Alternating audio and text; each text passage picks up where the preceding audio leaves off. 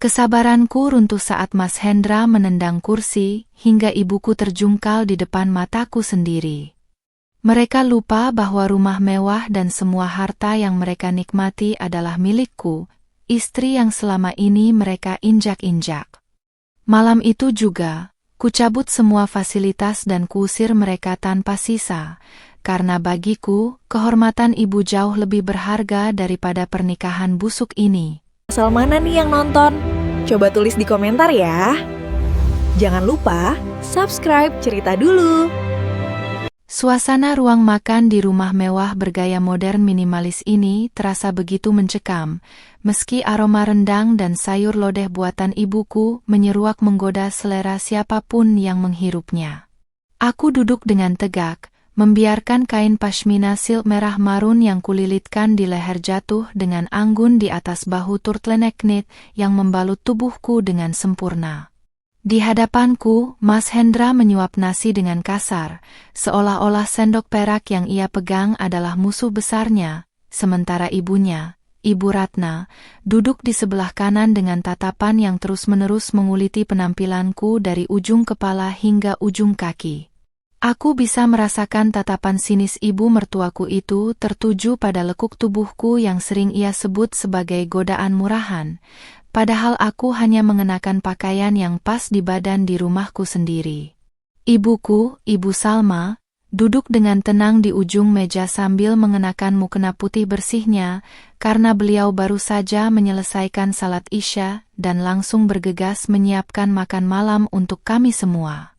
Dengan tangan yang sedikit gemetar karena faktor usia, ibu menyendokkan sepotong daging rendang ke piring Mas Hendra, berniat untuk melayani menantunya dengan penuh kasih sayang sebagaimana ia memperlakukan anak kandungnya sendiri.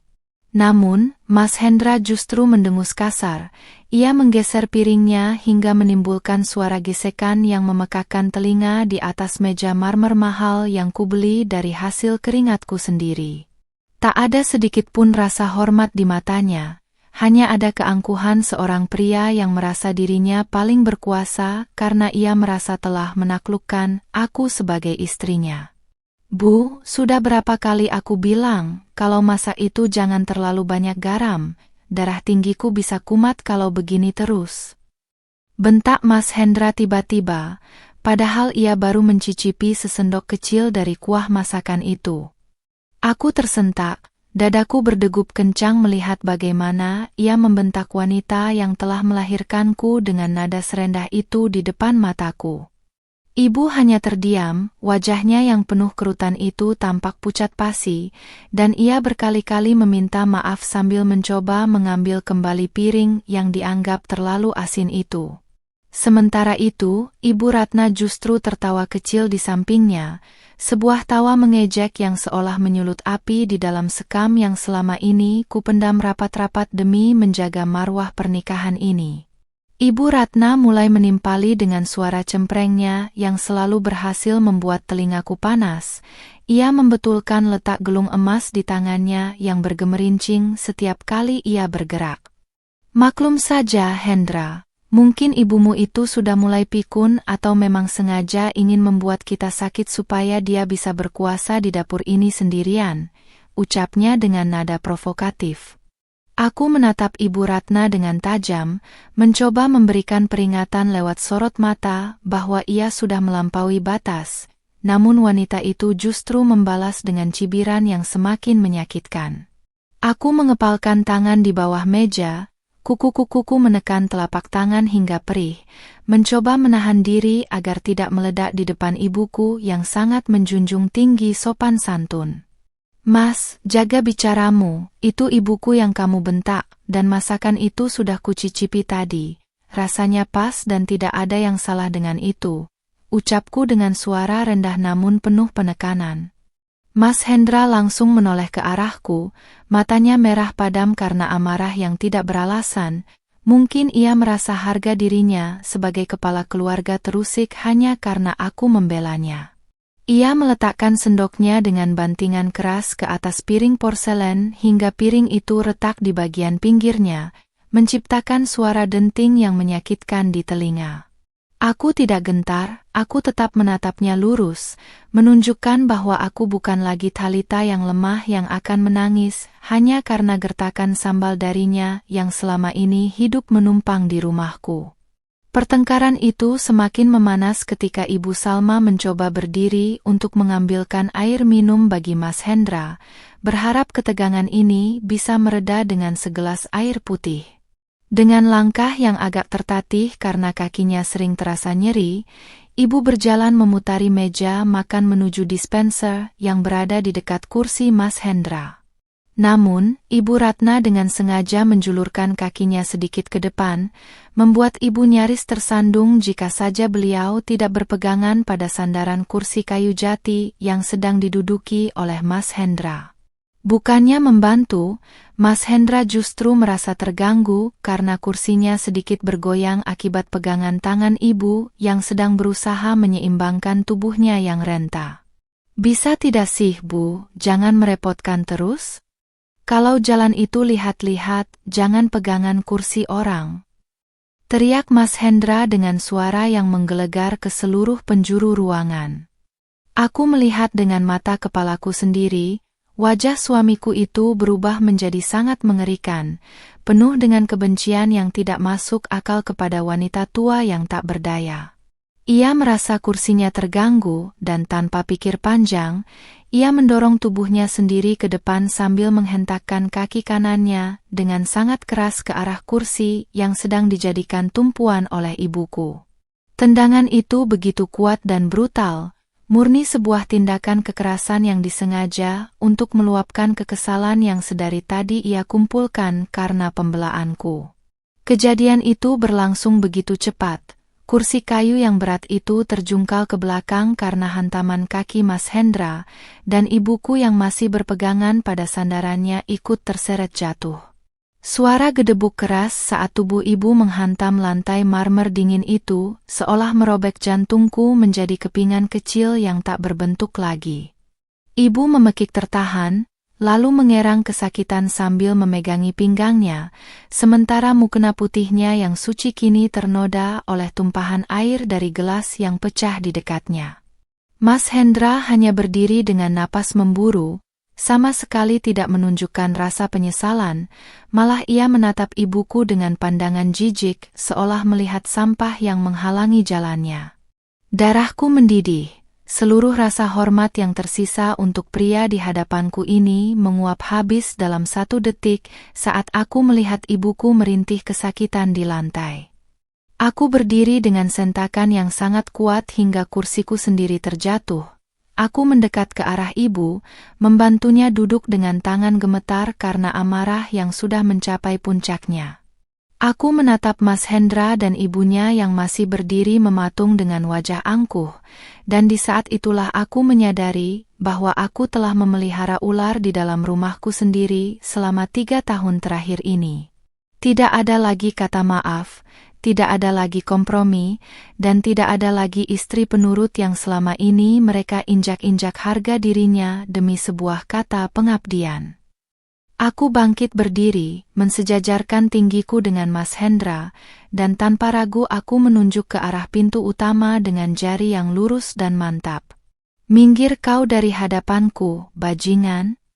Kau baru saja menandatangani surat kehancuranmu sendiri dengan menyentuh ibuku," teriakku dengan suara yang bergetar namun penuh dengan otoritas yang tak terbantahkan. Mas Hendra mencoba membalas dengan makian, namun aku langsung memotongnya dengan tawa sinis yang membuat nyalinya sedikit menciut.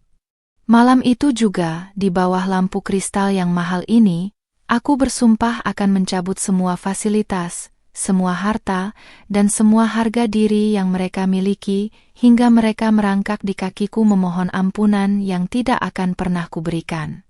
Mas Hendra tertegun sejenak, matanya membelalak tidak percaya mendengar kata bajingan keluar dari mulutku yang biasanya hanya berucap lembut dan penurut. Ia mencoba mengumpulkan kembali sisa-sisa keangkuhannya, membusungkan dada di depan kemeja batiknya yang kini tampak lusuh di mataku, seolah ingin mengingatkanku bahwa ia adalah kepala keluarga. "Kau berani bicara begitu padaku, Thalita? Kau lupa siapa yang memberimu status sebagai istri terhormat di lingkungan ini? Gertaknya dengan suara serak yang dipaksakan. Aku hanya membalasnya dengan senyum miring yang penuh penghinaan, sementara tanganku masih mendekap bahu ibu yang masih gemetar di lantai, memastikan bahwa wanita yang paling kucintai itu tidak terluka lebih dalam lagi akibat kebiadaban pria ini. Ibu Ratna, sang mertua yang berhati batu, justru ikut maju dan berdiri di samping anaknya dengan tangan berkacak pinggang, membuat perhiasan emas di lengannya beradu berisik. Kurang ajar sekali kau ya. Sudah untung anakku mau menikahimu yang cuma anak janda miskin ini, sekarang kau berani menghina dia. Teriaknya dengan nada melengking yang memuakkan. Ia melirik sinis ke arah ibuku yang masih meringis, sama sekali tidak ada empati atau keinginan untuk menolong, seolah jatuh dan tersungkurnya seorang lansia adalah hiburan gratis baginya. Aku menarik napas panjang, merasakan sesak di dada yang perlahan berubah menjadi kekuatan dingin yang membeku, membuatku sadar bahwa belas kasihan adalah hal terakhir yang pantas kuberikan pada dua manusia di depanku ini. Status? Istri terhormat. Aku mengulang kata-katanya dengan tawa yang meledak pelan, sebuah tawa satir yang membuat Mas Hendra tampak gelisah. Aku berdiri perlahan, membiarkan lekuk tubuhku yang sering mereka cemooh sebagai hiasan kini berdiri tegak dengan aura yang mengancam, seolah-olah pakaian bodycon yang kukenakan adalah baju zirah dalam peperangan ini.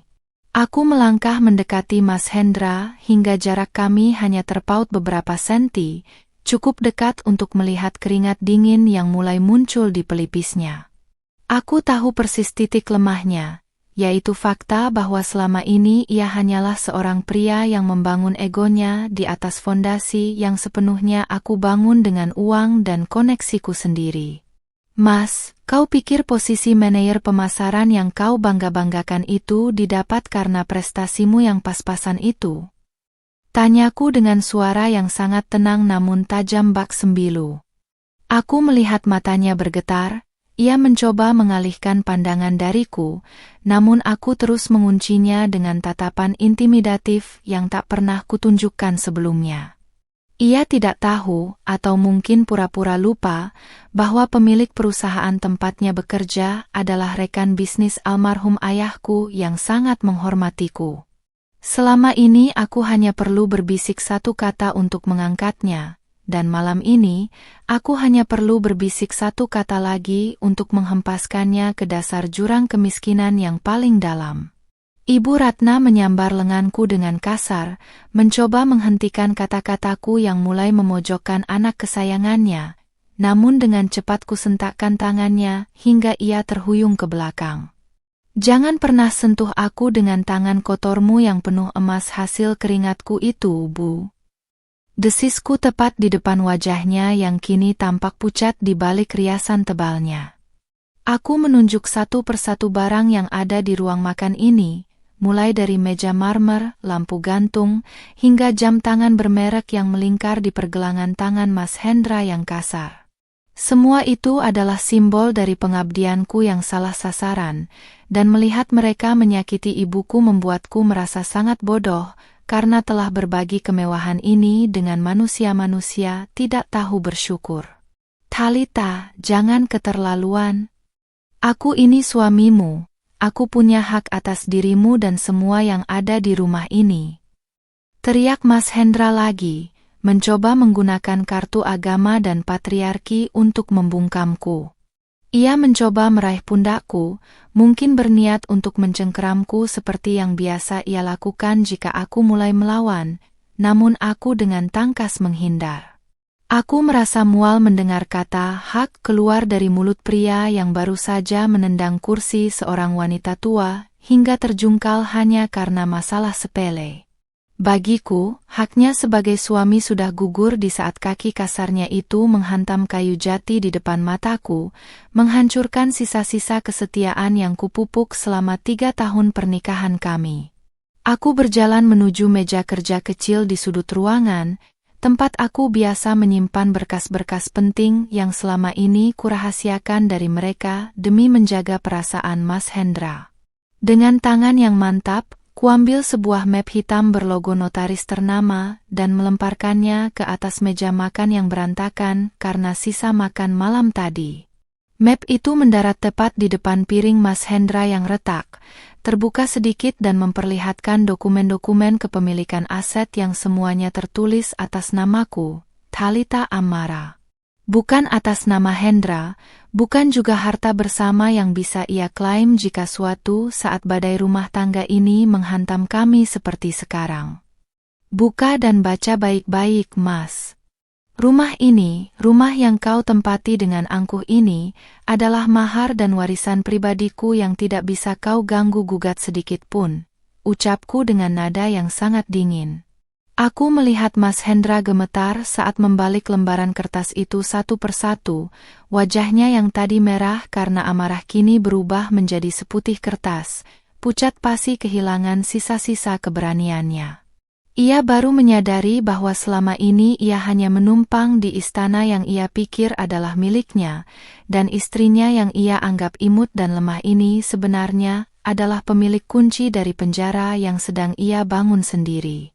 Ibu Ratna ikut melongok dan dalam sekejap, kesombongan di wajah tua itu runtuh, digantikan oleh ketakutan yang nyata. Ibuku, Ibu Salma, mencoba bangkit dengan bantuan pegangan meja. Beliau menatapku dengan tatapan memohon agar aku tidak terlalu keras, namun kali ini aku menggelengkan kepala dengan tegas. Cukup, Bu. Cukup Ibu dihina dan disakiti oleh mereka yang bahkan tidak punya alas kaki jika bukan karena kebaikanku, ucapku sambil memeluk Ibu, memberikan perlindungan yang seharusnya kuberikan sejak dulu. Aku tidak akan membiarkan ketulusan Ibu terus dimanfaatkan oleh orang-orang parasit, seperti mereka yang hanya tahu cara meminta tanpa tahu cara menghargai. Malam ini adalah titik balik, di mana aku memilih untuk menjadi anak yang berbakti daripada istri yang tertindas oleh aturan-aturan kuno yang memihak pada pelaku kekerasan. Aku kembali menatap Mas Hendra yang masih terpaku memandangi surat-surat itu dengan tangan yang tak berhenti bergetar, seolah dunianya baru saja runtuh dalam hitungan menit. Malam ini juga, ku cabut semua fasilitas yang kau nikmati. Mobil, kartu kredit, hingga namamu di perusahaan itu akan lenyap dalam waktu kurang dari 24 jam.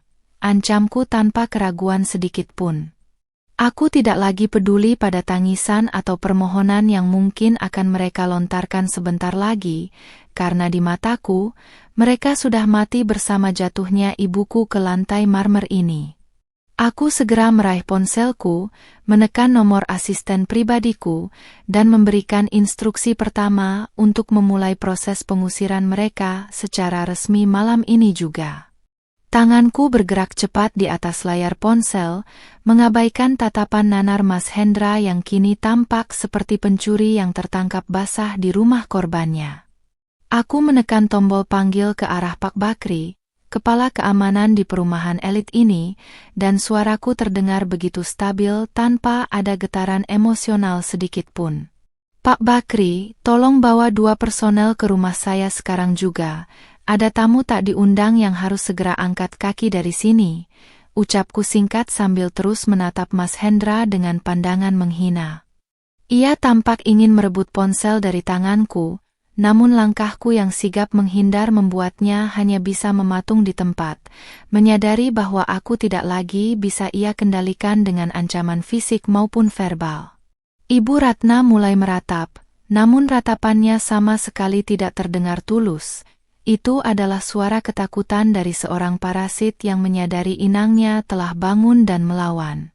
Ia mencoba mendekatiku, tangannya yang penuh cincin emas itu terulur seolah ingin menggapai ujung pashminaku untuk memohon, namun aku mundur dengan ekspresi jijik yang sangat nyata. Thalita, sayang, jangan begini, Mas Hendra tadi hanya emosi sesaat, dia tidak sengaja menendang kursi itu. Ucapnya dengan suara yang dibuat-buat lembut, sebuah kontras yang memuakkan dibanding teriakan kasarnya beberapa menit yang lalu. Aku hanya tertawa kecil, Tawa yang terdengar sangat dingin di tengah keheningan ruang makan yang kini terasa seperti medan perang yang baru saja usai. Tidak sengaja? Ibu pikir aku buta? Aku melihat dengan mata kepalaku sendiri bagaimana anak kesayanganmu ini menggunakan seluruh tenaganya untuk menyakiti ibuku. Bentakku membuat Ibu Ratna tersentak mundur hingga menabrak lemari pajangan kristal. Aku melirik jam tangan pintarku, menghitung mundur waktu yang tersisa bagi mereka sebelum seluruh hidup nyaman mereka berakhir selamanya. Aku merasa sangat berkuasa dalam balutan pakaian bodycon ini, seolah setiap lekuk tubuhku memancarkan kekuatan yang selama ini kusumbat demi menjadi istri yang sopan di mata masyarakat yang picik. Ternyata, menjadi wanita yang ditakuti jauh lebih menyenangkan daripada menjadi wanita yang hanya dikasihani. Mas Hendra akhirnya bersuara, namun bukan untuk meminta maaf, melainkan untuk mencoba menegosiasikan harga dirinya yang sudah compang-camping di lantai.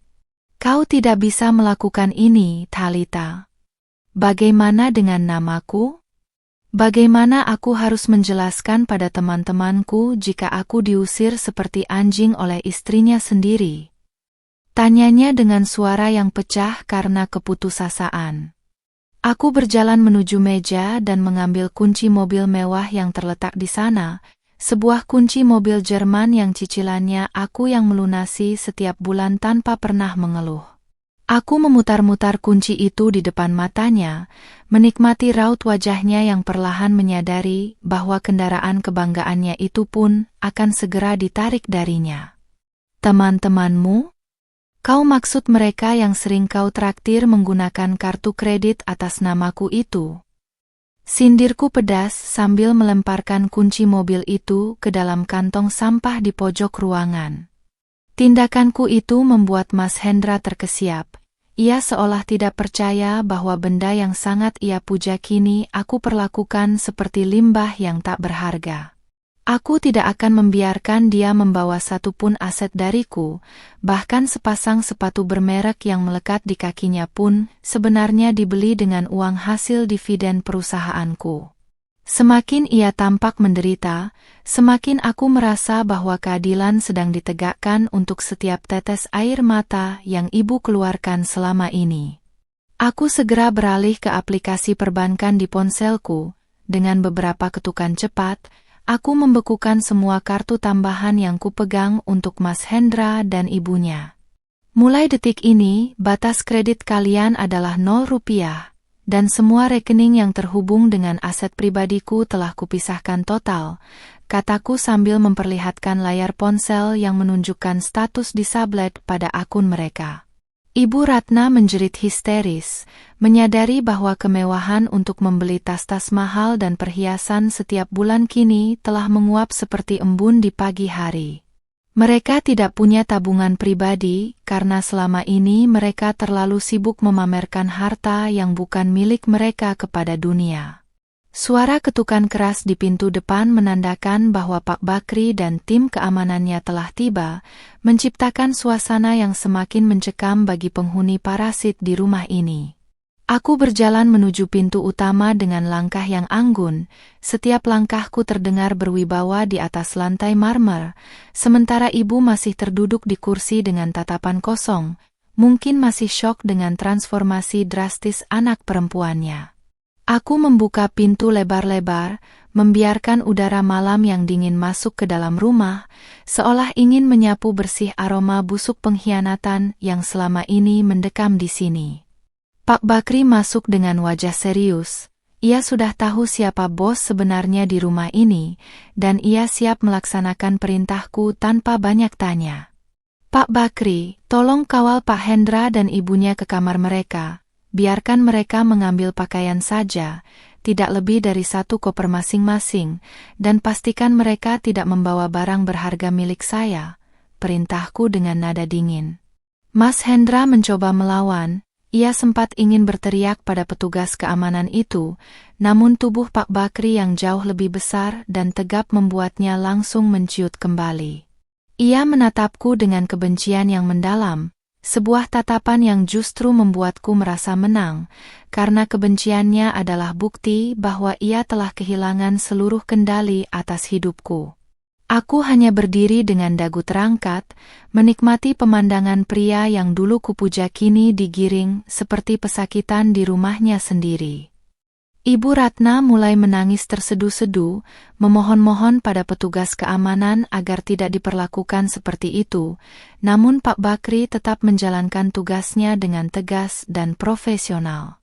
Mereka dipaksa menaiki tangga menuju lantai atas, tempat kamar-kamar mewah mereka berada, sementara aku kembali ke arah Ibu Salma yang mulai terlihat lebih tenang.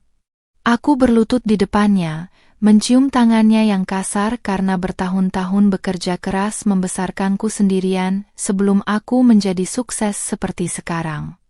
Maafkan Thalita ya Bu, karena sudah membiarkan Ibu disakiti begitu lama oleh mereka, bisikku pelan, dan untuk pertama kalinya malam itu, setetes air mata jatuh di pipiku, namun ini bukan air mata kesedihan, melainkan air mata kelegaan.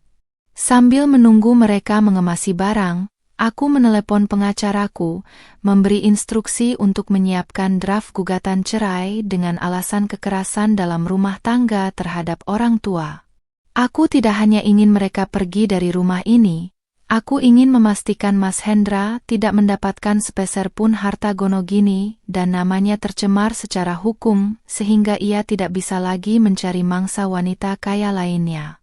Aku berdiri kembali, merapikan hijab pashminaku di depan cermin besar di ruang tamu, melihat pantulan wanita muda yang cantik, kuat, dan berbahaya. Malam ini baru permulaan, karena aku akan mencabut semua akar parasit ini sampai tidak ada satu pun yang tersisa untuk tumbuh kembali. Aku berdiri di pangkal tangga, mengawasi setiap gerak-gerik Mas Hendra dan ibunya yang digiring turun oleh Pak Bakri bersama satu petugas lainnya. Mereka masing-masing hanya membawa satu koper besar, hasil rampasan terburu-buru yang kurasa isinya lebih banyak keputusasaan daripada pakaian layak pakai. Wajah Mas Hendra tampak kuyu. Rambut undercutnya yang biasanya tertata rapi kini berantakan, sementara matanya yang merah terus menatapku seolah ingin menerjang jika saja petugas keamanan tidak berdiri di sisiku. Aku membiarkan tangan kananku bersandar di pagar tangga kayu yang dingin, menunjukkan kuku-kuku yang terawat sempurna dan perhiasan minimalis yang kini hanya milikku seorang. Ibu Ratna turun dengan langkah gontai, sesekali ia mencoba menyembunyikan sesuatu di balik lipatan daster sutranya, namun Pak Bakri dengan sigap menghentikannya dan meminta barang itu dikeluarkan. Ternyata itu adalah sebuah kotak perhiasan beludru kecil berisi kalung berlian yang kubeli saat ulang tahun pernikahan kami tahun lalu, sebuah hadiah yang sekarang terasa seperti penghinaan bagi diriku sendiri. Kembalikan itu, Pak. Itu milikku, Thalita sendiri yang memberikannya padaku. Teriaknya dengan suara parau yang sudah hampir habis karena terus-menerus meratap sedari tadi di kamar atas. Aku hanya memberikan isyarat kecil dengan gelengan kepala kepada Pak Bakri, menginstruksikannya untuk menyita benda itu tanpa perlu banyak bicara.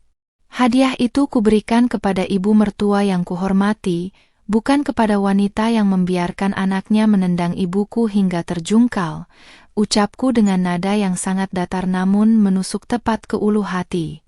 Aku melangkah maju, membiarkan sepatu hak tinggi yang kukenakan berbunyi klak-klak di atas lantai marmer, menciptakan irama dominasi yang memenuhi ruangan yang luas itu.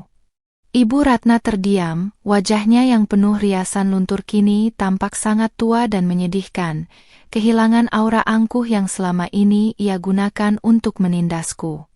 Aku mengambil kotak perhiasan itu dari tangan Pak Bakri, lalu memasukkannya ke dalam saku celana palazzoku dengan gerakan yang sangat tenang. Mas Hendra mencoba melepaskan diri dari kawalan petugas keamanan. Ia berteriak histeris menyebut namaku dengan nada yang lebih mirip, seperti lengkingan binatang yang terpojok daripada seorang pria. Thalita, kau tidak bisa melakukan ini.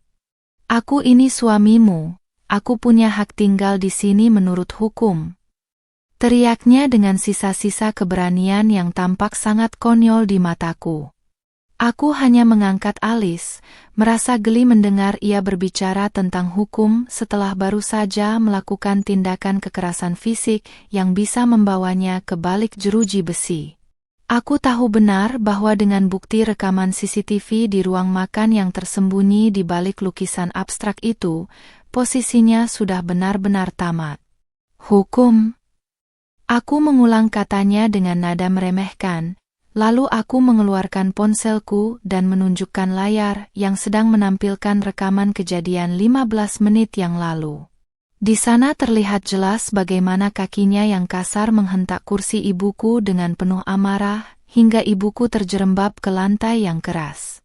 Mas Hendra terdiam seketika. Wajahnya yang tadi merah padam berubah menjadi pucat pasi saat menyadari bahwa setiap gerakannya telah terekam dengan kualitas high definition. Ia tidak menyangka bahwa aku, istri yang selama ini ia anggap imut dan mudah dibohongi, telah memasang sistem keamanan tingkat tinggi bahkan di area pribadi rumah ini. Aku berjalan menuju pintu utama yang masih terbuka lebar, membiarkan angin malam yang makin menusuk tulang menyambut kepulangan mereka ke jalanan yang gelap. Di luar, di atas jalanan aspal yang basah oleh sisa hujan sore tadi, mobil mewah yang biasa Mas Hendra pakai sudah ditarik oleh sopir pribadiku ke garasi belakang yang terkunci rapat.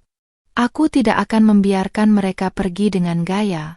Jika mereka datang ke rumah ini dengan kesederhanaan, maka mereka harus pergi dengan kehinaan yang jauh lebih dalam. Aku menunjuk ke arah gerbang luar dengan jari yang lurus, sebuah perintah tanpa suara yang membuat Pak Bakri langsung mendorong bahu Mas Hendra untuk segera keluar dari area rumah. Bawa koper-koper itu dan jangan pernah berpikir untuk menginjakkan kaki di tanah ini lagi, atau kalian akan berakhir di kantor polisi malam ini juga, ancamku dengan tatapan yang sangat tajam. Mas Hendra menatap rumah megah ini untuk terakhir kalinya, sebuah rumah yang ia pikir akan ia miliki selamanya hanya dengan cara menikahi anak yatim yang kaya raya. Penyesalan mungkin mulai merayap di hatinya. Namun bagiku, penyesalannya sudah sangat terlambat dan sama sekali tidak berharga dibandingkan rasa sakit di pinggang ibuku. Ibu Ratna terus menggerutu di belakangnya, menyalahkan anaknya karena kecerobohannya, menciptakan pemandangan keretakan di antara dua parasit yang kini harus saling menyalahkan untuk bertahan hidup. Saat mereka melintasi ambang pintu, aku bisa mencium aroma parfum mahal Mas Hendra untuk terakhir kalinya, sebuah aroma yang dulu sangat kucintai namun kini terasa seperti bau busuk pengkhianatan. Aku berdiri di depan pintu dengan tangan bersedekap, memperlihatkan siluet tubuhku yang tegap dan berkuasa di bawah lampu teras yang terang, memberikan pesan bahwa wanita ini sudah tidak bisa lagi disentuh oleh siapapun. Pak Bakri melempar koper mereka ke pinggir jalan di luar gerbang utama, sebuah tindakan simbolis yang menandakan bahwa status mereka kini hanyalah orang asing. Aku tidak merasa sedih, aku justru merasakan beban berat yang selama ini menghimpit pundakku perlahan-lahan menghilang, digantikan oleh rasa lega yang luar biasa. Aku segera menutup pintu kayu jati yang besar itu dengan suara debuman yang sangat keras, mengunci semua slot keamanan dari dalam, dan memutus sisa-sisa hubungan yang ada. Di balik pintu itu, aku bisa mendengar suara teriakan frustrasi Mas Hendra dari kejauhan, namun suaranya perlahan-lahan hilang ditelan oleh kebisingan malam kota Jakarta yang tak pernah tidur. Aku menyandarkan punggungku di pintu sejenak, mengambil napas dalam-dalam, dan merasakan detak jantungku mulai kembali normal setelah badai emosi yang meluap-luap. Rumah ini kembali sunyi, namun kesunyian kali ini terasa jauh lebih damai daripada hari-hari sebelumnya yang penuh dengan intrik dan hinaan. Aku berjalan kembali ke ruang makan, menghampiri ibu yang kini sudah duduk di sofa ruang tengah dengan kompres hangat yang disiapkan oleh asisten rumah tanggaku. Aku berlutut di depan beliau, memegang kedua tangannya yang dingin, dan menatap matanya yang masih menyiratkan rasa takut yang mendalam. Mereka sudah pergi, Bu? Selamanya. Tidak akan ada lagi yang berani menyentuh atau menghina ibu di rumah ini, bisikku sambil mencium keningnya dengan penuh kasih sayang. Malam itu juga, aku memutuskan untuk tidak hanya mencabut harta mereka, tapi juga mencabut hak mereka untuk pernah dikenal sebagai bagian dari hidupku, karena mulai besok, Thalita yang baru akan terlahir kembali. Pagi baru saja menyapa lewat celah gorden sutra di kamarku, namun aku sudah terjaga sejak pukul 5 dengan ponsel di tangan dan segelas espresso tanpa gula. Aku duduk di tepi tempat tidur, membiarkan rambutku yang tergerai jatuh di bahu baju tidur satin yang tetap memperlihatkan lekuk tubuhku meski dalam kesendirian. Tidak ada lagi Mas Hendra yang mendengkur di sebelahku, tidak ada lagi aroma rokok yang selalu kubenci namun terpaksa kutoleransi demi kata bakti. Hari ini adalah hari eksekusi total, hari di mana aku akan memastikan bahwa pria yang berani menendang kursi ibuku itu tidak akan pernah bisa bangkit lagi dari lumpur kemiskinan yang telah ia gali sendiri. Aku segera menghubungi Pak Dirman, pengacara keluargaku yang telah mengabdi sejak zaman mendiang ayah, dengan suara yang jernih dan penuh determinasi. Pak Dirman, aktifkan semua klausul perlindungan aset yang kita bicarakan tadi malam, dan saya ingin surat pemecatan Hendra dari posisi manajer sudah ada di mejanya sebelum dia sempat masuk kantor. Perintahku tanpa basa-basi. Aku tahu Hendra akan mencoba lari ke kantor, mencoba mencari perlindungan di balik status jabatannya, tanpa menyadari bahwa kursi empuk yang ia duduki selama ini adalah pemberian dariku. Pak Dirman hanya menjawab dengan tenang bahwa semuanya sudah diproses, dan dalam hitungan jam, Hendra akan kehilangan satu-satunya sumber penghasilan yang ia miliki. Selesai menelepon, aku beranjak ke kamar ibu untuk memastikan kondisinya setelah kejadian traumatis semalam yang membuat jantungku nyaris berhenti. Ibu Salma sedang duduk di atas sajadah. Wajahnya tampak lebih tenang meski rona pucat masih belum sepenuhnya hilang dari pipinya yang mulai keriput. Aku memeluknya dari belakang, menghirup aroma minyak kayu putih dan doa yang selalu tercium dari mukenanya. Sebuah aroma yang selalu menjadi rumah bagiku. Thalita, apa tidak terlalu kejam jika kita mengusir mereka tanpa membawa apa-apa malam-malam begini? Tanya ibu dengan suara lembut yang masih saja memikirkan perasaan orang yang telah menyakitinya. Aku memejamkan mata sejenak, mencoba meredam amarah yang kembali naik ke ubun-ubun saat teringat suara gedebuk tubuh ibu saat menghantam lantai marmer. Ibu, kebaikanmu adalah alasan mengapa mereka berani menginjak-injak kita, dan hari ini aku tidak akan membiarkan kebaikan itu disalahgunakan lagi. Jawabku dengan nada tegas namun tetap penuh kasih sayang. Aku membantu ibu berdiri, menuntunnya ke meja makan yang kini sudah dibersihkan oleh asisten rumah tanggaku dari sisa-sisa pecahan piring semalam. Tidak ada lagi ketegangan. Tidak ada lagi suara cempreng Ibu Ratna yang menghina masakan ibu, hanya ada keheningan yang menyembuhkan di antara kami berdua. Sekitar pukul 9 pagi, ponselku mulai bergetar tanpa henti karena panggilan masuk dari nomor yang sangat kukenal, yaitu nomor Mas Hendra. Aku membiarkannya berdering hingga 5 kali sebelum akhirnya mengangkatnya dengan satu tangan bersedekap di dada, berdiri di depan jendela besar yang menghadap ke arah taman. Aku bisa mendengar suaranya yang terengah-engah dan panik, seolah dunianya baru saja diguncang gempa bumi berkekuatan besar yang meruntuhkan segalanya. Thalita, apa maksudnya ini? Kenapa akses masuk kantorku diblokir dan ada surat pemecatan di tanganku? Kau gila ya? Teriaknya histeris dari balik telepon yang membuatku ingin tertawa puas. Aku menjauhkan ponsel sedikit dari telinga, menikmati nada frustrasi yang keluar dari mulut pria yang kemarin masih merasa paling jagoan di rumah ini. Gila? Tidak, Mas. Aku hanya sedang melakukan manajemen aset, dan bagiku, kau adalah aset busuk yang harus segera dipangkas agar tidak merusak keseluruhan pohon, jawabku dingin. Aku memberitahunya bahwa bukan hanya pekerjaan yang hilang, tapi semua fasilitas operasional termasuk asuransi kesehatan yang selama ini ia gunakan untuk membiayai pengobatan ibunya juga telah kucabut. Kini ia benar-benar sendirian, tanpa uang, tanpa jabatan, dan tanpa perlindungan hukum yang biasa ia dapatkan dari nama besarku. Kau tidak bisa melakukan ini. Aku akan menuntutmu ke pengadilan agama atas perbuatan tidak menyenangkan dan pengusiran sepihak. Ancamnya lagi, sebuah ancaman kosong yang terdengar sangat menyedihkan di telingaku. Aku justru terkekeh, sebuah tawa manis yang mengandung racun mematikan bagi siapapun yang mendengarnya, lalu aku mengganti mode telepon ke video call. Aku memperlihatkan wajahku yang segar, cantik, dan penuh kemenangan, kontras dengan wajahnya yang kulihat di layar sedang berada di pinggir jalan dengan koper besar di sampingnya. Silakan menuntut, Mas. Tapi jangan lupa, aku punya rekaman CCTV saat kau menendang ibu, dan itu cukup untuk mengirimmu ke penjara lebih cepat daripada proses perceraian kita, ucapku telak. Wajah Hendra di layar ponsel langsung memucat, matanya melotot menatap rekaman singkat yang sengaja kukirimkan ke ruang obrolannya saat itu juga.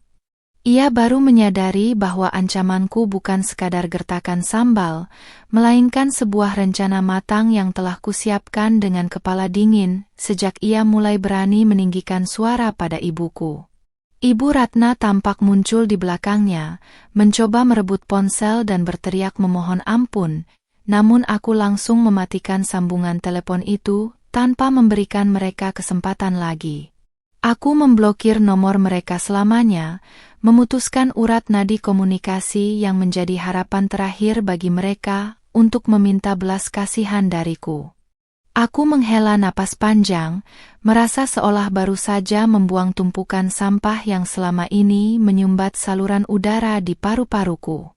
Aku melihat ke cermin besar di ruang tamu, merapikan hijab pashmina hitamku yang kontras dengan kulit putihku, memastikan penampilanku tetap sempurna untuk pertemuan dengan notaris siang nanti. Aku adalah Thalita, wanita yang mereka pikir hanya bisa berdandan dan memanjakan diri, padahal di balik kecantikan ini terdapat cakar yang bisa merobek siapapun yang berani menyentuh harga diri keluargaku. Malam itu aku mencabut semuanya, dan pagi ini, aku memastikan akarnya pun mati dan kering, sehingga tak akan pernah bisa tumbuh lagi di hidupku. Langkahku terasa ringan saat menuju garasi, di mana mobil SUV mewahku sudah siap mengantar ke tahap selanjutnya dari rencana penghancuran sistematis ini.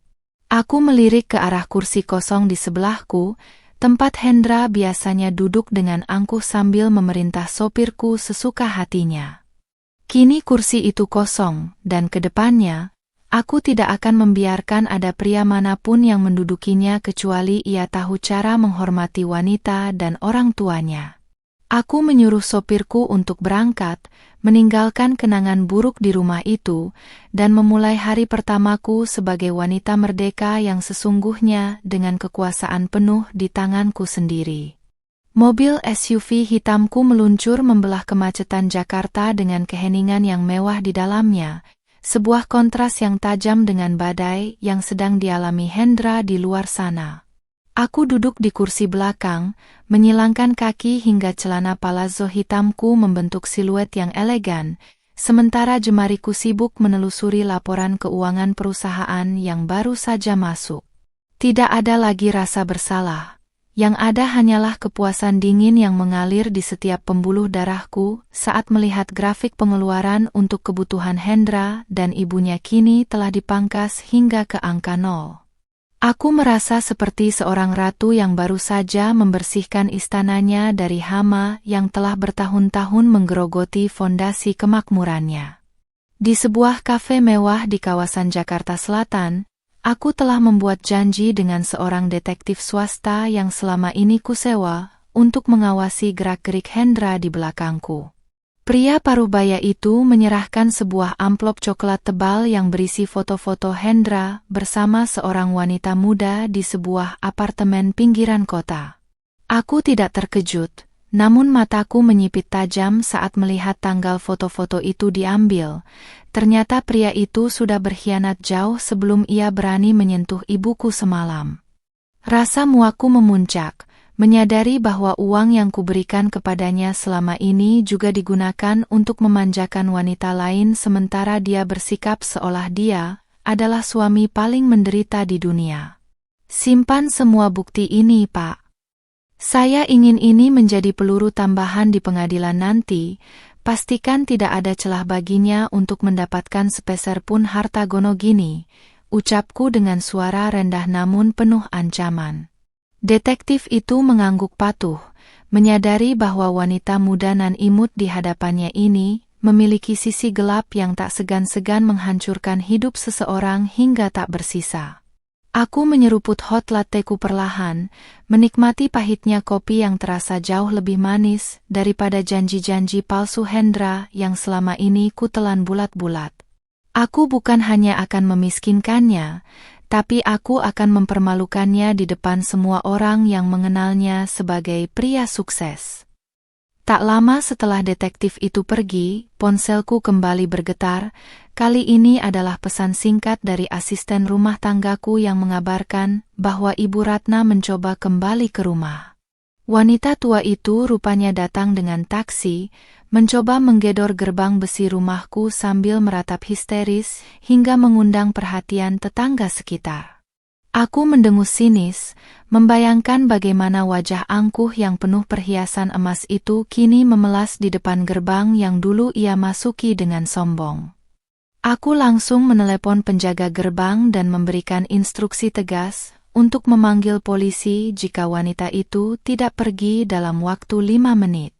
Jangan biarkan dia menyentuh gagang pintu rumah saya, dan jika dia berteriak-teriak tentang haknya, katakan padanya untuk bicara dengan pengacara saya di kantor polisi, instruksiku dengan nada yang tak terbantahkan. Aku tidak akan memberikan panggung bagi drama murahan yang ia ciptakan hanya untuk mendapatkan simpati dari para tetangga yang selama ini juga ia rendahkan. Ibu Ratna harus belajar bahwa di dunia ini, kehormatan tidak dibeli dengan emas yang melingkar di lengan, melainkan dengan cara menghargai orang lain, terutama mereka yang telah memberinya tempat berteduh. Bagiku, dia bukan lagi mertua, melainkan hanya orang asing yang mencoba mengganggu ketenangan rumahku. Pukul 1 siang, aku melangkah masuk ke kantor pusat perusahaanku dengan aura yang membuat semua staf tertunduk hormat sekaligus segan. Aku mengenakan atasan turtleneck yang pas di badan, menunjukkan bentuk tubuh yang selalu kujaga dengan disiplin tinggi, dipadukan dengan hijab yang tertata sempurna tanpa satupun helai rambut yang keluar. Di lobi utama, aku berpapasan dengan beberapa rekan kerja Hendra yang tampak berbisik-bisik. Mungkin mereka sudah mendengar kabar tentang pemecatannya yang mendadak pagi tadi. Aku melemparkan senyum tipis yang penuh rahasia, membiarkan mereka menebak-nebak apa yang sebenarnya terjadi di balik dinding rumah tangga kami yang tampak sempurna itu. Aku masuk ke ruang rapat utama di mana para pemegang saham sudah menunggu untuk mendiskusikan restrukturisasi perusahaan pasca pembersihan aset busuk. Di sana, aku menegaskan bahwa mulai hari ini, semua kebijakan keuangan akan melewati pengawasanku secara langsung tanpa ada celah bagi orang luar untuk ikut campur. Aku tidak ingin lagi ada parasit baru yang mencoba menempel padaku hanya karena melihat kecantikan atau kekayaan yang kumiliki saat ini. Keputusanku mutlak, dan tidak ada satupun dari mereka yang berani membantah, karena mereka tahu bahwa akulah otak di balik semua kesuksesan yang perusahaan ini raih selama 5 tahun terakhir. Di tengah rapat, sekretarisku masuk dan membisikkan bahwa Hendra sedang mengamuk di depan gedung kantor, mencoba memaksa masuk untuk menemuiku secara langsung. Aku menghentikan penjelasanku sejenak, mengambil napas dalam, dan memberikan kode kepada petugas keamanan gedung melalui interkom meja rapat. Biarkan dia masuk ke lobi, tapi jangan biarkan dia naik ke lantai ini. Saya sendiri yang akan menemuinya di bawah setelah rapat ini selesai, ucapku dengan tenang di depan para pemegang saham. Aku ingin memberikan pertunjukan terakhir, sebuah momen di mana ia akan menyadari bahwa posisinya benar-benar sudah berada di bawah telapak kakiku. Saat rapat selesai, aku turun ke lobi dengan langkah yang tenang, menemukan Hendra yang sedang beradu mulut dengan dua petugas keamanan bertubuh besar di dekat air mancur lobi. Pakaiannya sudah tidak lagi rapi, matanya sembab, dan ia tampak kehilangan semua wibawa yang selama ini ia banggakan di depan bawahannya. Begitu melihatku, ia mencoba berlari mendekat, namun petugas keamanan segera menahannya dengan kuat hingga ia hanya bisa meronta-ronta seperti anak kecil. Aku berdiri sekitar 3 meter darinya, menatapnya dengan pandangan kosong seolah aku sedang melihat onggokan sampah yang tak sengaja tertinggal di lobi kantorku sendiri. "Thalita, tolong, jangan lakukan ini padaku. Aku salah, aku hilaf. Aku akan melakukan apa saja asalkan kau mengembalikan pekerjaanku."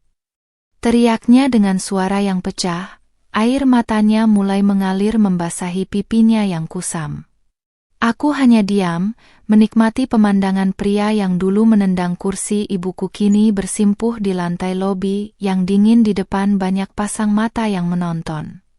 Aku mendekat selangkah, lalu berbisik dengan suara yang hanya bisa didengar olehnya, "Kau ingat semalam saat kau bertanya tentang hakmu? Hakmu sekarang adalah menjadi orang asing yang paling tidak punya harga diri di kota ini. Selamat menikmati kemiskinanmu, Hendra." Selesai berkata demikian, aku berbalik dan pergi, mengabaikan teriakannya yang semakin histeris di belakangku. Aku kembali ke ruang kerjaku yang kedap suara di lantai teratas gedung ini, mengabaikan keributan yang baru saja terjadi di lobi bawah. Keheningan di ruangan ini terasa begitu mahal, kontras dengan jeritan putus asa Hendra yang masih terngiang samar di telingaku. Aku duduk di kursi kebesaranku, membiarkan jemariku menari di atas meja kayu ek yang kokoh, sementara mataku tertuju pada sebuah map merah yang baru saja diletakkan sekretarisku. Di dalamnya terdapat laporan audit internal yang sengaja kupesan secara rahasia sebulan yang lalu, sebuah laporan yang akan menjadi paku terakhir di peti mati karir dan reputasi pria yang kini kusebut sebagai mantan suami itu. Hatiku mencelos saat membaca baris demi baris angka yang tertera.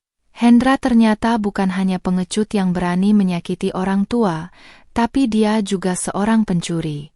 Ia telah menyalahgunakan dana operasional kantor untuk membiayai gaya hidup mewah selingkuhannya, termasuk cicilan apartemen dan mobil untuk wanita itu.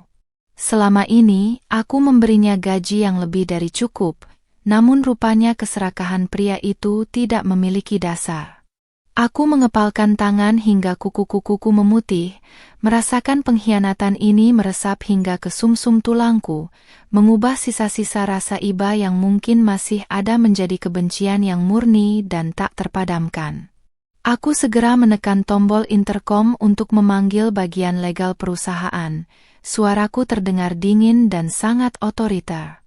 "Siapkan laporan kepolisian atas tuduhan penggelapan dana perusahaan atas nama Hendra Pratama, sertakan semua bukti audit ini tanpa ada yang terlewat," perintahku. Aku tidak akan membiarkan dia hanya keluar dari rumahku.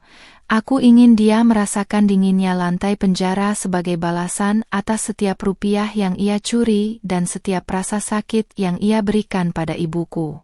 Malam itu aku baru mencabut fasilitasnya. Namun hari ini, aku akan mencabut kebebasannya agar ia tahu bahwa bermain api denganku berarti siap untuk hangus terbakar. Selesai mengurus urusan kantor, aku memutuskan untuk pulang lebih awal karena pikiranku terus tertuju pada Ibu Salma di rumah. Aku ingin memastikan bahwa tidak ada lagi gangguan dari keluarga parasit itu yang mencoba mendekati wilayah kekuasaanku. Saat mobilku memasuki gerbang perumahan, aku melihat kerumunan kecil di depan rumahku, dan jantungku berdegup kencang karena khawatir terjadi sesuatu pada ibu. Ternyata, itu adalah Ibu Ratna yang sedang berdebat sengit dengan polisi yang kupanggil tadi siang. Wajahnya merah padam karena malu menjadi tontonan warga komplek yang selama ini ia anggap lebih rendah darinya. Aku turun dari mobil dengan gerakan yang sangat tenang, memperlihatkan aura dominan dalam balutan pakaian yang tetap rapi meski hari sudah menjelang sore. Aku berjalan melewati kerumunan tetangga tanpa menoleh sedikit pun. Fokusku hanya pada wanita tua yang kini tampak seperti pesakitan di depan gerbang rumahku sendiri. Ada masalah apa lagi, Bu? Bukankah saya sudah bilang untuk bicara melalui pengacara? Tanyaku dengan nada yang sangat sopan namun mematikan. Ibu Ratna melihatku dan langsung menghambur ingin memeluk kakiku, namun petugas polisi dengan sigap menghalanginya agar tidak menyentuhku. Thalita, tolong. Hendra ditangkap polisi di kantor tadi, mereka bilang dia mencuri uang perusahaan. Tolong cabut laporannya, Nak. Ratapnya dengan suara yang pecah dan air mata yang merusak riasan tebalnya. Aku hanya menatapnya dengan tatapan kosong, tidak ada lagi ruang untuk simpati di hatiku setelah semua penghinaan yang ia lontarkan kepada ibuku selama bertahun-tahun. Bagiku, penangkapan Hendra adalah konsekuensi logis dari perbuatannya sendiri, dan aku tidak punya kewajiban untuk menyelamatkan seseorang yang sudah berkali-kali mencoba menghancurkanku dari dalam. Aku mendekat sedikit ke arahnya, memastikan suaraku cukup pelan untuk didengar olehnya, namun cukup tegas untuk mengakhiri drama ini. Ibu tahu apa yang paling menyakitkan? Bukan saat dia mencuri uangku, tapi saat dia menendang kursi Ibu Salma dan ibu hanya diam menonton sambil tersenyum, bisikku. Wajah Ibu Ratna seketika membeku, ia seolah baru menyadari bahwa diamnya saat kejadian semalam adalah dosa terbesar yang tidak akan pernah kumaafkan sampai kapanpun. Aku berbalik badan, memberikan tanda kepada polisi untuk membawa wanita itu pergi karena ia telah melanggar perintah untuk menjauh dari properti pribadiku. Aku masuk ke dalam rumah dan langsung menuju kamar ibu, menemukannya sedang membaca Al-Quran dengan tenang di atas tempat tidurnya. Melihat wajahnya yang teduh, kemarahanku yang meluap-luap tadi perlahan mereda, berganti dengan rasa damai yang selama ini jarang kurasakan di rumah ini. Aku duduk di sampingnya, menyandarkan kepalaku di bahunya yang mungil, merasakan kehangatan seorang ibu yang sesungguhnya. Semuanya sudah berakhir, Bu. Dia sudah mendapatkan balasannya, dan ibu tidak perlu takut lagi pada siapapun di sini, ucapku lirih sambil memejamkan mata sejenak. Ibu mengusap hijabku dengan lembut, sebuah sentuhan yang lebih berarti daripada semua kemewahan yang kupunya di dunia ini. Dendam itu berat, Thalita. Jangan biarkan hatimu yang cantik jadi hitam karena mereka, nasihatnya dengan suara yang bergetar. Aku tahu ibu benar, namun untuk saat ini, aku perlu memastikan bahwa keadilan benar-benar ditegakkan agar tidak ada lagi wanita lain yang diperlakukan seperti kami. Aku berjanji dalam hati bahwa setelah semua urusan hukum ini selesai, aku akan membawa ibu pergi berlibur jauh dari kota ini untuk menyembuhkan semua luka yang tertinggal. Malam itu, aku duduk di balkon kamarku, menatap bintang-bintang yang menghiasi langit Jakarta yang biasanya tertutup polusi. Ponselku bergetar sekali lagi, sebuah pesan dari pengacara yang menyatakan bahwa gugatan cerai telah resmi didaftarkan dan Hendra tidak memiliki hak pembelaan atas bukti penggelapan yang sangat kuat. Aku menarik napas panjang, menghirup udara malam yang kini terasa sangat bersih dan melegakan tanpa bayang-bayang parasit di sekitarku. Malam ini, aku tidur dengan nyenyak, mengetahui bahwa seluruh urat nadi kejahatan mereka telah kuputus total, dan esok adalah awal dari hidupku yang baru tanpa beban sedikit pun. Cahaya matahari pagi menyelinap masuk ke ruang tamu yang luas, menyinari setiap sudut furnitur mewah yang kini terasa lebih lapang tanpa kehadiran orang-orang yang tak tahu diri. Aku berdiri di tengah ruangan, mengenakan set blazer berwarna emerald green yang pas di tubuh, memberikan kesan profesional sekaligus berkuasa. Di hadapanku, 2 orang petugas dari firma hukum dan beberapa kurir logistik sedang bersiap untuk melakukan inventarisir ulang terhadap barang-barang yang masih tersisa. Aku tidak ingin ada satupun barang pemberianku, sekecil apapun itu, tertinggal di tangan Hendra atau ibunya melalui jalur-jalur belakang yang mungkin mereka usahakan. Pak, pastikan jam tangan koleksi di lemari atas dan semua tas bermerek yang ada di kamar tamu dikosongkan hari ini juga, perintahku sambil menunjuk ke arah lantai 2. Aku tahu Ibu Ratna sempat menyembunyikan beberapa tas branded di bawah tempat tidur sebelum ia digiring keluar tempo hari, berharap aku akan melewatkannya karena terlalu emosi. Namun, mereka lupa bahwa aku adalah wanita yang sangat detail. Setiap inci rumah ini berada di bawah pengawasanku, dan aku tahu persis letak setiap aset yang kubeli dengan hasil jerih payahku sendiri. Rasa puas muncul di benakku saat membayangkan wajah mereka ketika menyadari bahwa rencana tabungan rahasia mereka telah gagal total. Sambil mengawasi proses pengosongan, aku menerima telepon dari asistenku yang berada di bank untuk mengurus pembatalan polis asuransi jiwa yang sempat kubuatkan untuk Hendra. Ya, batalkan semuanya.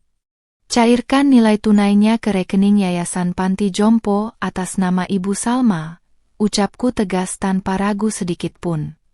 Uang yang tadinya dipersiapkan untuk masa depan pria itu, kini akan jauh lebih berguna untuk mereka yang benar-benar membutuhkan dan menghargai kasih sayang. Aku ingin setiap jejak finansial yang menghubungkan aku dengan Hendra terhapus bersih, seperti menghapus noda hitam di atas kain sutra putih yang indah.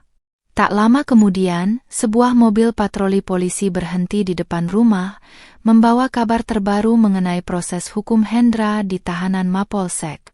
Salah satu petugas memberikan dokumen yang menyatakan bahwa pihak keluarga wanita selingkuhan Hendra juga mulai menuntutnya karena merasa ditipu oleh janji-janji manis pria itu. Ternyata, Hendra mengaku sebagai pemilik tunggal perusahaanku untuk memikat wanita muda itu, dan sekarang kebohongannya meledak tepat di depan wajahnya sendiri. Aku hanya tersenyum tipis mendengarnya. Karma rupanya bekerja lebih cepat daripada yang kubayangkan, menjeratnya dari segala sisi tanpa memberinya ruang untuk bernapas. Terima kasih, Pak. Silakan lanjutkan prosesnya. Saya tidak akan mencabut satupun tuntutan saya, baik secara pribadi maupun secara korporasi, ucapku kepada petugas polisi tersebut. Aku melihat tetangga-tetangga mulai berbisik di balik pagar rumah mereka, menyaksikan bagaimana barang-barang dari dalam rumahku diangkut keluar satu persatu. Biarlah mereka melihat, biarlah seluruh dunia tahu bahwa kecantikan dan kelembutan seorang istri bukan berarti ia bisa diinjak-injak sesuka hati. Aku menunjukkan pada mereka sebuah pelajaran tentang batasan diri dan bagaimana seorang wanita harus menjaga kehormatan orang tuanya di atas segalanya. Di sela-sela kesibukan itu, Ibu Salma keluar dari kamarnya dengan wajah yang tampak lebih segar, meski langkahnya masih sedikit hati-hati karena trauma jatuh semalam. Beliau melihat koper-koper berisi pakaian Hendra yang sedang ditumpuk di teras, lalu menatapku dengan tatapan yang sulit diartikan, antara sedih dan lega. Aku segera menghampirinya, merangkul bahunya yang rapuh, dan menuntunnya duduk di kursi taman yang jauh dari keributan para pekerja. Semua benda ini hanya sampah, Bu. Kita akan menggantinya dengan kenangan baru yang jauh lebih indah dan tulus, bisikku menenangkan kegundahan hatinya. Aku kemudian mengalihkan perhatian pada sebuah koper kecil berwarna merah yang tampak mencurigakan di tangan salah satu kurir yang baru turun dari lantai atas. Tunggu, buka koper itu, pintaku dengan nada curiga yang sangat kuat. Benar saja, di dalamnya terdapat beberapa sertifikat deposito atas nama Ibu Ratna yang rupanya ia curi dari brankas kecil di ruang kerja Hendra. Rupanya, di hari terakhir mereka di sini, mereka sempat mencoba menjarah apapun yang bisa dijarah untuk bekal hidup di pelarian. Aku menggelengkan kepala, merasa ngeri dengan betapa rendahnya moralitas orang-orang yang selama ini kusebut keluarga. Sita semua sertifikat ini dan serahkan pada Pak Dirman untuk diaudit ulang. Kemungkinan besar ini berasal dari dana penggelapan kantor juga. Perintahku kepada staf legal yang mendampingi. Aku merasa seolah sedang membersihkan sarang ular yang sangat besar, di mana setiap kali aku menarik satu ekor, muncul ekor-ekor lain yang lebih licin dan berbisa. Kekuatan dalam diriku semakin bergejolak, membuatku semakin yakin bahwa keputusan untuk mencabut semuanya adalah satu-satunya jalan keluar yang benar. Aku tidak akan menyisakan sepeser pun untuk mereka gunakan menyewa pengacara, biarlah mereka dibela oleh pengacara publik yang disediakan negara. Menjelang sore, rumah itu benar-benar bersih dari segala hal yang berbau Hendra dan Ibu Ratna, hanya menyisakan aroma pengharum ruangan sandalwood yang menenangkan.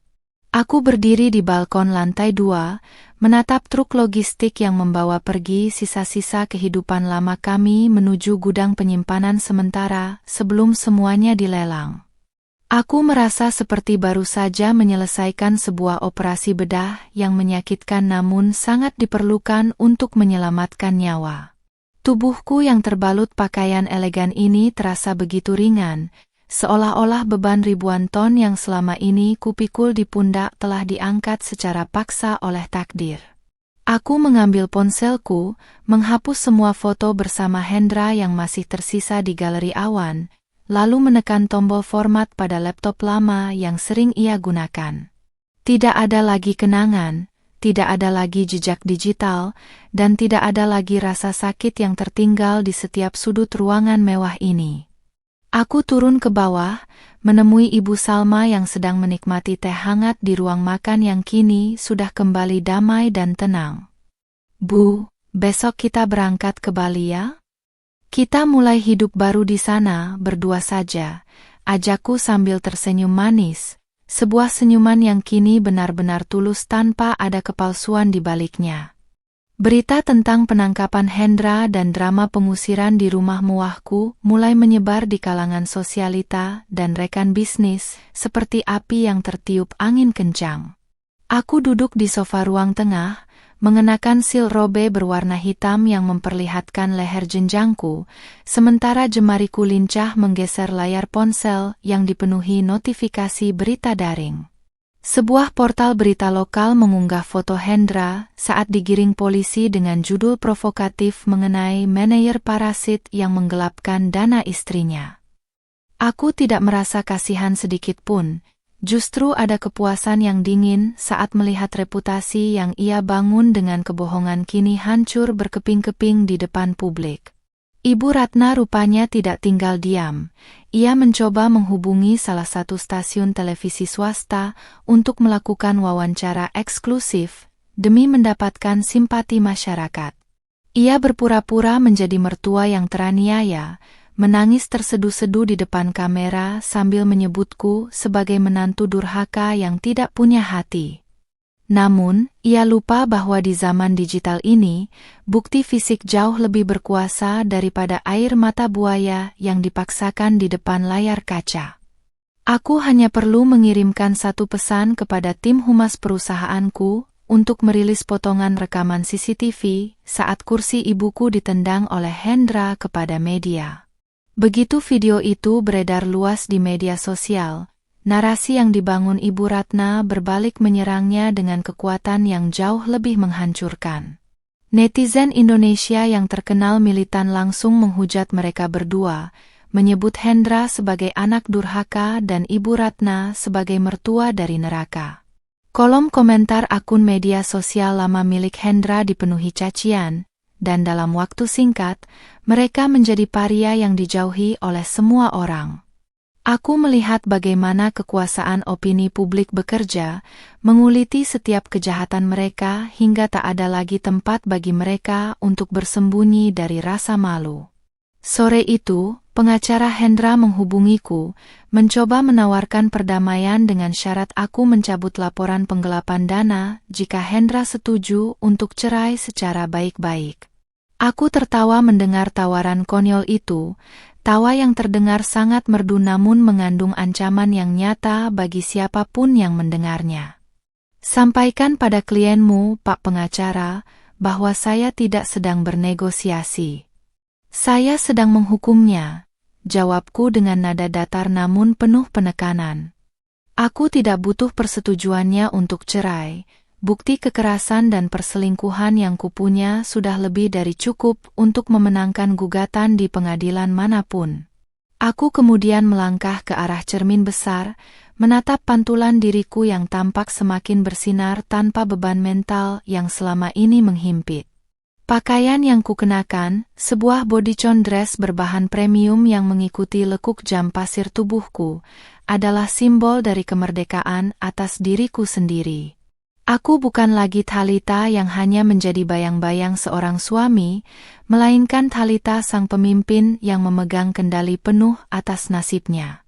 Di umur 25 tahun ini, aku merasa telah melewati pelajaran hidup paling keras, dan itu menjadikanku wanita yang jauh lebih berbahaya bagi musuh-musuhnya. Ibu Salma masuk ke ruangan dengan membawa sepiring kecil buah potong. Beliau menatapku dengan senyum bangga yang belum pernah kulihat sebelumnya. Kau hebat, Nak. Ayahmu pasti bangga melihat putrinya bisa berdiri setegar ini tanpa harus bergantung pada pria yang salah, ucapnya pelan. Aku memeluk ibu dengan erat, merasakan aliran kekuatan dari wanita yang telah mengorbankan segalanya untuk membesarkanku hingga mencapai titik ini. Bagiku, memastikan keamanan dan kebahagiaan ibu adalah misi suci yang tidak boleh gagal, apapun rintangannya dan seberapa besar pun biayanya. Aku kemudian memanggil tim audit sekali lagi untuk memastikan bahwa tidak ada satupun celah hukum yang bisa digunakan Hendra untuk menggugat balik aset perusahaanku. Aku menemukan bahwa Hendra sempat mencoba menjaminkan sertifikat rumah ini ke pinjaman ilegal demi menutupi gaya hidup selingkuhannya, namun untungnya sistem keamanan bank segera memblokirnya. Fakta ini membuatku semakin muak, menyadari betapa jahat dan liciknya pria yang dulu pernah kuanggap sebagai pelindung hidupku. Setiap temuan baru hanya semakin menguatkan tekadku untuk memiskinkannya, hingga dia tidak punya sisa bahkan untuk membeli selembar kain baju. Sementara itu, di luar sana, wanita selingkuhan Hendra mulai angkat bicara dan menyatakan bahwa dirinya juga menjadi korban penipuan Hendra yang mengaku lajang dan kaya raya. Wanita itu mengembalikan beberapa barang mewah yang dibelikan Hendra kepadaku sebagai bentuk permintaan maaf, berharap agar namanya tidak ikut terseret ke dalam hukum. Aku menerima barang-barang itu bukan karena aku membutuhkannya, melainkan karena itu adalah bukti sah tambahan mengenai aliran dana gelap yang dilakukan Hendra. Pengkhianatan Hendra kini telah terbongkar dari segala sisi, meninggalkannya sendirian di dalam sel tahanan yang gelap dan dingin. Malam harinya, aku duduk di perpustakaan pribadi, menyesap teh kamomil sambil meninjau berkas perceraian yang akan disidangkan minggu depan. Semua saksi sudah siap, semua bukti sudah lengkap, dan aku yakin kemenangan mutlak ada di tanganku tanpa perlu perlawanan berarti. Aku merasa seolah sedang membersihkan sisa-sisa debu dari sebuah pertempuran besar yang telah kumenangkan sebelum musuh sempat menyerang balik. Rumah ini sekarang benar-benar menjadi surga bagiku dan ibu, tempat di mana tidak ada lagi teriakan kasar atau tendangan kaki yang menghancurkan ketenangan malam. Sebelum tidur, aku mematikan lampu ruang tamu, membiarkan cahaya bulan masuk melalui jendela-jendela besar yang menghadap ke arah kota yang gemerlap. Aku merasa sangat hidup, sangat kuat, dan sangat berkuasa atas setiap helai napas yang kuhirup malam ini di rumahku sendiri. Tidak ada lagi ketakutan, tidak ada lagi keraguan, hanya ada Thalita yang baru, yang siap melangkah menuju bab terakhir dari pembalasan dendam ini. Aku pun berbisik pada kegelapan malam, Sebuah janji terakhir bahwa mulai besok, tidak akan ada lagi air mata, melainkan hanya kesuksesan yang akan membuat mereka semakin menderita di kejauhan. Pagi ini adalah puncak dari segalanya, hari di mana Palu Hakim akan menentukan nasib akhir dari pernikahan yang telah menjadi bangkai ini. Aku berdiri di depan cermin besar, mengenakan setelan blazer dan celana kain berwarna putih tulang yang melambangkan kesucian sekaligus awal yang baru. Hijab satin senada kulilitkan dengan sangat rapi, membingkai wajahku yang kini tampak lebih tegas namun tetap manis dan segar tanpa beban di pundak. Aku memastikan setiap detail penampilanku sempurna, menunjukkan kepada dunia bahwa aku keluar dari badai ini bukan sebagai korban yang hancur, melainkan sebagai pemenang yang lebih bersinar. Di ruang sidang pengadilan agama yang dingin, aku duduk dengan tenang didampingi oleh Pak Dirman, sementara di seberang sana, Hendra tampak seperti mayat hidup. Ia mengenakan rompi tahanan berwarna oranye karena statusnya sebagai tersangka penggelapan dana yang berkasnya mulai berjalan di kepolisian. Rambutnya kusam, wajahnya tirus, dan matanya yang dulu penuh keangkuhan kini tampak kosong dan penuh ketakutan saat melihatku. Tidak ada lagi sisa-sisa pria yang berani menendang kursi ibuku. Yang tertinggal hanyalah seorang pecundang yang sadar bahwa hidupnya telah berakhir di titik nol hari ini juga. Hakim membacakan putusan dengan suara lantang yang menggema di seluruh ruangan, memaparkan satu persatu bukti kekerasan, perselingkuhan, dan penyelewengan dana yang dilakukan oleh Hendra. Setiap kalimat yang diucapkan hakim seperti sembilu yang menyayat sisa-sisa harga diri Hendra, sementara aku hanya mendengarkannya dengan dagu terangkat dan sorot mata dingin. Putusan itu sangat telak. Perceraian dikabulkan, hak asuh aset sepenuhnya tetap di tanganku, dan Hendra diwajibkan mengembalikan semua kerugian materi yang ia timbulkan. Ia tidak mendapatkan apa-apa, bahkan sepeser pun uang iddah tidak kuberikan karena pelanggaran berat yang ia lakukan terhadap kehormatan keluargaku. Selesai sidang, petugas kepolisian segera mendekat untuk membawa Hendra kembali ke tahanan, namun ia sempat memohon-mohon kepada petugas untuk diberikan waktu bicara denganku. Aku menghentikan langkahku sejenak, menatapnya dari balik kacamata hitamku dengan ekspresi yang sangat datar, seolah sedang melihat orang asing di pinggir jalan. "Thalita, ampuni aku, setidaknya biarkan ibuku tinggal di rumah kecilmu yang lama. Dia sekarang tidak punya tempat tinggal dan terlunta-lunta di jalanan," pintanya dengan suara parau dan air mata yang mengalir deras.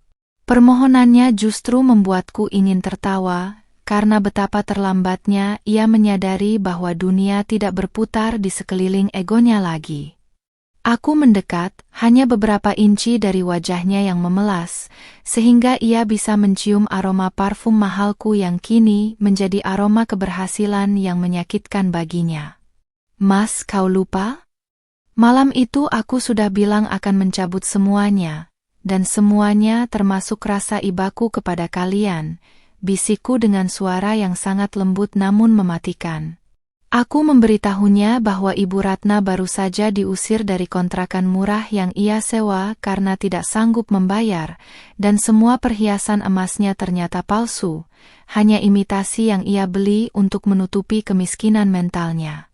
Mereka kini benar-benar berada di titik paling rendah dalam hidup manusia, tanpa harta dan tanpa martabat.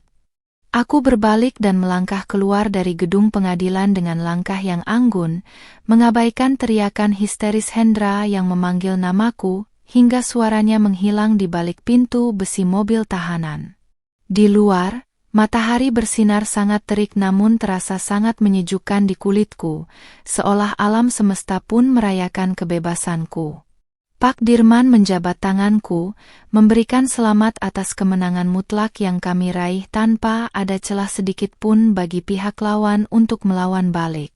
Aku menarik napas dalam-dalam, merasakan udara kebebasan yang sesungguhnya memenuhi paru-paruku, menyapu bersih sisa-sisa debu masa lalu yang menyesakkan. Aku segera menuju ke sebuah butik mewah untuk membeli beberapa pakaian baru bagi Ibu Salma, sebagai simbol bahwa kami akan memulai hidup baru dengan segala hal yang baru pula. Aku memilihkan gamis-gamis sutra yang indah dan mukena berbahan premium yang paling lembut, karena bagi wanita sepertinya, hanya yang terbaiklah yang pantas diberikan. Ibu menungguku di mobil dengan senyum yang sangat tulus, senyum yang tidak lagi dibayangi oleh ketakutan akan dibentak atau disakiti oleh siapapun. Kami bukan lagi wanita yang bisa diinjak-injak. Kami adalah dua wanita yang berdiri di atas kaki sendiri dengan martabat yang tak tergoyahkan. Sesampainya di rumah, aku melihat ke papan nama di depan gerbang yang kini hanya tertulis namaku, Thalita Amara. Aku menyuruh satpam untuk mencopot semua benda yang masih berkaitan dengan masa lalu, termasuk pot bunga yang dulu dipilihkan oleh Ibu Ratna untuk menghina selera ibuku. Rumah ini kini benar-benar menjadi surga yang suci, tempat di mana kasih sayang dan rasa hormat menjadi fondasi utamanya, bukan lagi kepura-puraan demi status sosial. Aku memeluk ibu di teras rumah, menikmati angin sore yang berhembus tenang, membawa kedamaian yang selama ini hanya menjadi impian belaka bagi kami berdua. Malam itu, aku duduk di meja kerja, menandatangani dokumen ekspansi bisnis baruku yang akan segera dibuka di beberapa kota besar di Indonesia. Tanpa beban Hendra yang terus-menerus menguras keuangan dan mentalku, bisnisku melesat lebih cepat dari yang pernah kubayangkan sebelumnya. Aku membuktikan bahwa seorang wanita berhijab yang modis dan cantik tidak hanya bisa menjadi pajangan, tapi bisa menjadi nahoda yang tangguh bahkan di tengah badai yang paling dahsyat. Hidupku baru saja dimulai dan kali ini, tidak akan ada satupun parasit yang kubiarkan mendekat atau menyentuh kebahagiaan yang telah kubangun dengan darah dan air mata ini. Aku menutup hari ini dengan sujud syukur yang panjang di atas sajadah, merasa sangat berterima kasih atas kekuatan yang diberikan untuk melawan ketidakadilan. Aku melihat foto mendiang ayah di meja samping tempat tidur, seolah beliau tersenyum melihat putrinya berhasil menjaga kehormatan ibunya dengan cara yang paling elegan. Malam itu juga kucabut semua kepedihan, kucabut semua kenangan buruk, dan kusemai benih-benih harapan baru yang akan tumbuh menjadi pohon yang rimbun dan kuat. Esok pagi, aku akan terbangun sebagai Thalita yang merdeka, wanita yang telah menendang balik takdir buruknya dan mengubahnya menjadi kejayaan yang abadi.